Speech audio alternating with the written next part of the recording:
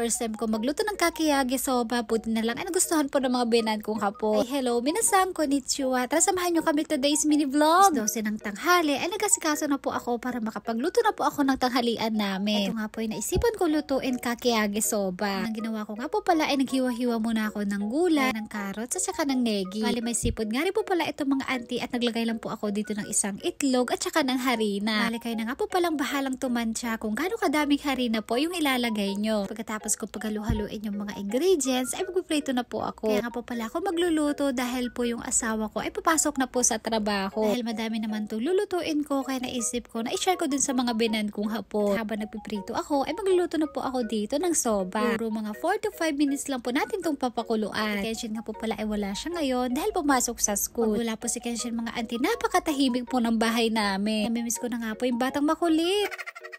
Dito naman ay gagawa na po ako ng sabaw para po dun sa ating kakiyage soba. Naglagay lang po ako ng dashi, toyo, mirin at saka ng tubig. Ginagawa ko nga po pala ay tansya-tansya lang para mas madali. Dito nga po pala sa Japan yung mga supermarket nila. Meron na po kayo mabibiling sauce na ready na. Hindi na po kayo gagawa ng sauce o kaya naman magtimpla. Po kasi mas gusto ko po yung ako yung gumagawa para makuha at matansya ko po yung tamang lasa. Pagkatapos ko pong pakuluan tong soba ay hinugasan ko muna po ito sa malamig na tubig. Ito naman po sa ilalagay nating sabaw ay maglalagay lang po ako ng 2 itlog. Bale, gustong-gusto nga po pala ito ng asawa ko kapag merong itlog. Bale, depende na po yan sa inyo kung maglalagay kayo o hindi. Naglagay nga rin po pala ako ng negi dito sa sabaw natin. Ito na nga po pagkatapos ng ilang minuto, ay tapos na rin po akong magprito. Tawag nga po pala dito sa prinito ko ay kakiyage. Doon nga po pala sa pinagtatrabahuan ko ay ganito po yung niluluto namin doon. Pero dito po sa bahay namin, first time ko lang po itong lutuin. Ito na nga po pagkatapos kong magluto, ay nagready na rin po ako ng lagayan.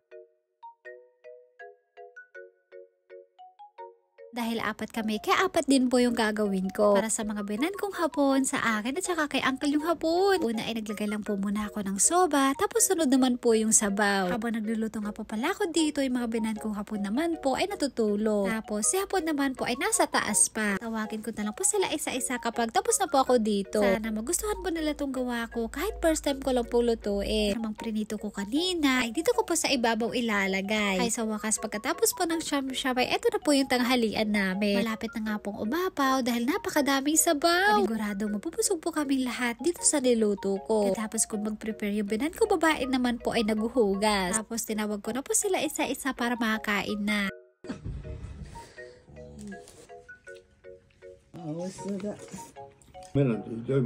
Buti na lang ay nagustuhan po ng mga binan ko itong niluto ko. Nga rin po si hapon ay nagustuhan niya. Hindi na nga po pala mga auntie, bago po kami kumain sabi ng binan kong lalaki sa akin, parang pang restaurant daw po itong luto ko. Nakakatuwa nga po dahil naubos nila. Kapag ganito palagi, mas lalo talaga ako ginaganahang magluto. Kahit ako ay sarap na sarap po dito sa niluto ko. Pagkatapos po namin kumain, ay pinasage ko muna saglit si hapon. Fast forward na nga po tayo mga auntie, mga 2:30 naman po, ay alis na po si uncle yung hapon papuntang trabaho. Ito na nga namin siya dito sa labas, kasama ko din si Ukasa. So yun lang po, maraming salamat sa panonood. Thank you for watching. Sayonara and